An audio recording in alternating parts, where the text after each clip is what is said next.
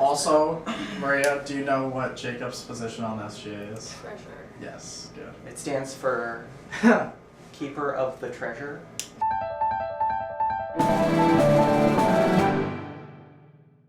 Hello, and welcome to Meet the SGA. Today I'm here with Jacob Vanderbilt. Hi, welcome. Hi, thank you for having me. Yeah, so have you ever been on SITTV before? I have not. Yeah, okay, well I hope you like it. Thank you. So before we start talking about the SGA, could you just tell us a little bit about what else you're involved on campus? Okay, yeah. So on campus, I've held a number of different positions over time, but currently my main obligations are to, as an active brother in Alpha Phi Omega, and then as an orientation leader at the beginning of every semester. Okay. Or every fall semester. Very cool. So you are the treasurer of the SGA, correct? Mm-hmm. So could you just tell us a little about your responsibilities? Yes, so as treasurer of the SGA, we provide funding for the recognized student organizations on campus and then some non-RSOs that also receive funding for on-campus events.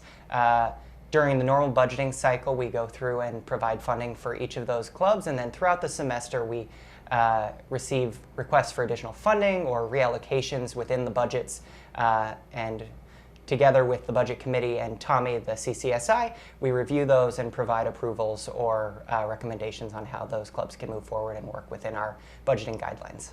Right. So how long have you been involved with the SGA?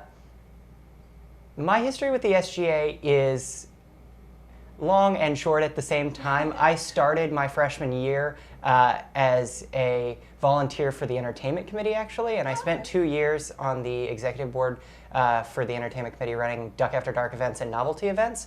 But I've never actually served as a senator, and I've never served on cabinet before.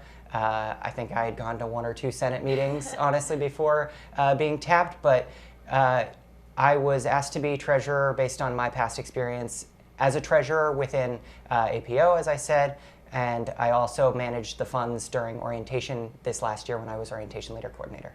Okay, very cool. So I know that this year there was a new festival proposal form. Could you just expand more about that, how things work this semester, how they will work in the future? Absolutely. So in years past, the way festivals were proposed were that the ideas were brought forth by students and they were presented to a committee made up by the entertainment committee and the cabinet, and those ideas were selected that day and given a flat amount of money and told to just make it happen. And oftentimes what those ideas would be ideas that maybe could have worked for that amount of money, but in reality would have needed more down the road. And so we never really had an idea of what a festival was going to cost at the time that it was approved. Under our new plan, our idea is to try and have the festivals be more planned out in advance so that they're asking exactly how much they will want or need, so that the students and the Student Government Association aren't surprised at the end with how large the price tag of the festival is. So under the new plan, proposals were still submitted to that EC and SGA committee, and they were provided guidance. Those proposals also got help from Student Life, from Chris Szymanski, Brielle, Melillo, and Mike Doris, who's the advisor for the EC. And then they put in a budget during the normal budgeting cycle. So they had to put in just as itemized a budget as any other RSO would have to do, and they were approved for funding by the Senate as a whole, as opposed to just that subset of the cabinet and the EC. And so hopefully, moving forward, that means that we'll have a better idea of what our budget looks like going into the next semester, and truly for the recognized student organizations that are having their budgets looked at afterwards as well, with what we're working with on any given semester. I know when we had the open forum at the end of fall 2015, because of some questions about why we weren't having BOCAN, Pat McLean, the outgoing treasurer at the time, said it best. You know, this is the students' money, and it should be used the way the students want it to be used. So some semesters we may want a festival, and we want it because the idea is particularly good, and we want it for this amount of money. So that's what we're approving. We're not approving money just for the sake of having a festival. We're doing it because we want it. And right. Maybe if the idea isn't as good that year, we don't have a festival, but that means that the RSOs have more money to work with.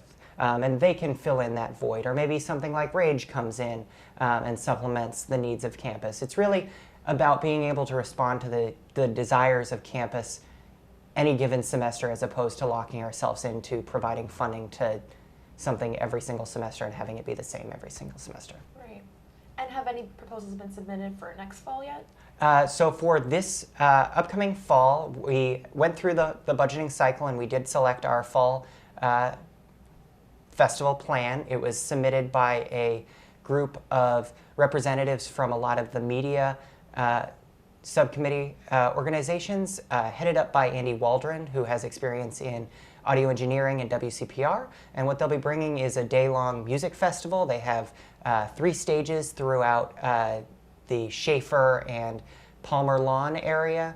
The main stage on Palmer Lawn will have some headliners. The stage just off to the side of it will feature Stevens performers, like a small music act or a stand-up comedian or some other act from an organization like Stevens Stand Up, or even maybe one of the performing arts organizations. And then larger acts from performing arts organizations will happen on the stage closer to Schaefer.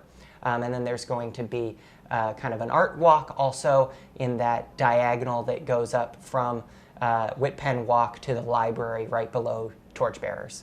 So it's going to be kind of like a Stevens Arts and Music Festival. Yeah, that sounds really cool. It's called On Point, like on Castle Point. Yeah.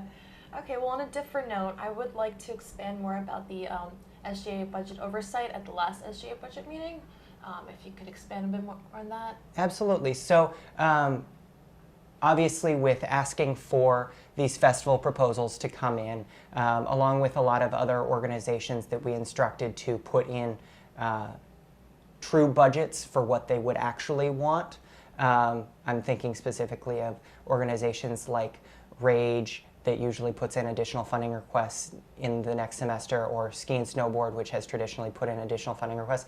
Each of those were put in as actual budgets this year, which is great. We wanted to know what the desires of the campus were so that we could make the most informed decision. And so what that ended up being was about $160,000 over what we have as expected income. So with $160,000 in the red, obviously you have to make some tough decisions. The Senate approved the funding for that festival, so that locked that in.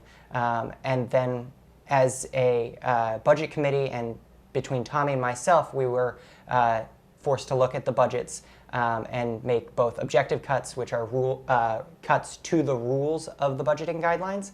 So, for example, if a club budgeted for more than $2,000 for a conference, or maybe they put in 6 events instead of 5 because they're limited to 5, or more than 2 events over $2,000, stuff like that.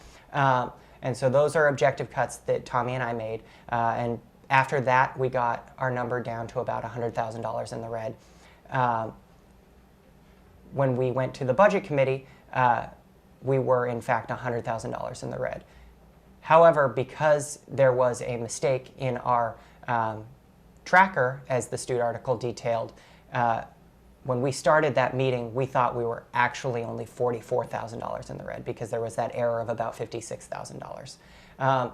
So after the budget committee meeting, where we had made about $30,000 worth of cuts, and we thought that we were at $13,000 in the red. That's great. We expect about $20,000 in rollover. So in reality, the way that our budget tracker looks, that looks great. We're $7,000 in the black. I know I'm throwing around a lot of numbers, and I'm sorry.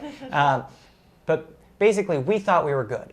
And then as we were going over our final check of the budget, we realized that there was in fact actually $56,000 that was missing from that total allocated number. So instead of $13,000, we were actually about $65,000 in the red. And so while it's an oversight, having to make that additional $50,000 worth of cuts to RSOs would have been really difficult as well. Yeah. So what ended up happening, the committee was very much against bringing organizations back in to relook at the budgets. And so what we looked at was our big ticket line items. So things like entertainment committee, things like campus improvement fund, which is what funds the CLC. We looked at our own SGA requests, so our summer retreat, which had been approved early in the meeting, the Presidential Discretionary Fund. All of those were items that we saw as being the easiest to cut for us to get ourselves into a place that we were comfortable with as a budget. There will be money that comes back every semester from the organizations that don't spend it, and so that's that rollover that I was talking about, and that will replenish our account somewhat. It certainly did this year, and that's why we were able to be so responsive to additional funding requests. And so in approving the budget, while we did cut EC to what it received this semester, which means, again, perhaps fewer tickets to some of the off-campus events, if we get those numbers early enough, we can provide that information to Greg, and that first $20,000, $21,000 that would bring him up to what he is guaranteed in our bylaws, or was guaranteed, since we've stricken those bylaws to make our budget legitimate, have been guaranteed to him, and ideally we'll be able to get him those funds before he buys the tickets over the summer, because EC works on a very ahead of schedule timeline. But as far as the other cuts, they seem to be what the committee felt most comfortable with making in that short period of time, and what was able to get us to a budget that made sense and wasn't overly expectant on money coming back in from organizations. It's always a risk that we assume money will come back, but semester after semester, it's always kind of assumed. And so that's something that I'd like to work on moving forward with these organizations, is budgeting more accurately, so that ideally we're spending the money that we have in that semester. Our requested numbers ideally will go down along with the money that comes back. Because in principle, theoretically, money from a semester should be spent in that semester if you consider that it's being paid by the students through their fees for that semester. Right. And we've just had a very long tradition of organizations requesting maybe more than they could physically put on, or more than they needed, because they were introducing factors of safety into their budget. And so that ends up coming back every semester. It's a very difficult task to try and fairly allocate all this money to all of the organizations. And when we were approving the budget this last week, a senator brought up a very good point, that every semester these organizations are doing better than the semester before. If they're doing the same events, they have more people coming. And so in a perfect world, we'd love to give them more money to make those events more successful. But our income just isn't changing. It's tied to that student activities fee, which was even decreased in the past year. So we're doing the best we can is really what it comes down to, Right. And trying as the SGA to find the fairest way to allocate that money to the largest benefit for campus. Okay. Well, kind of going off of that, could you talk a bit more about some initiatives that you'll be taking in the next semester, or any plans you have for the SGA in the future? Absolutely. So my initiative for this last semester was really trying to get that festival proposal plan up and running. Moving forward, obviously we recognize this budget oversight as a tremendous oversight that really shouldn't happen again. So we'll be trying to look at how the budget committee operates, whether or not we need to change our guidelines. Maybe 4 events is a better idea. I'm just throwing ideas around right now. But these are kind of discussions that we'll have over summer. The budget committee as a whole is a very new concept.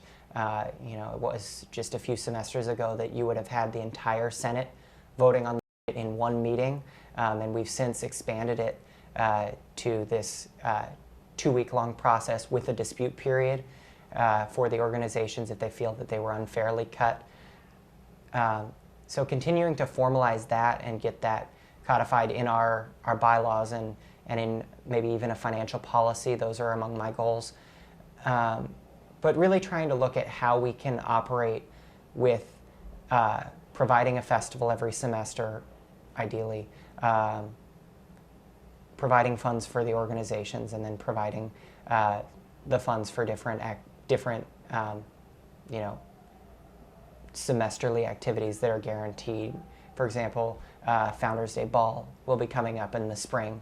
And that worked very nicely this last year because we didn't have BOCAN, and so those funds were made available to Founders Day Ball, and that's why we were able to have so many people attend that Liberty Science Center event. So really trying to kind of look ahead and hopefully ensure that the oversight doesn't happen again, and we're able to make more informed decisions come November when we actually do approve the next budget and hand it off to the next cabinet. Okay. Well, that all sounds great. I wish you luck with that. Thank you. Thank you for joining us, and that was Jacob Vanderbilt. Thanks. Awesome.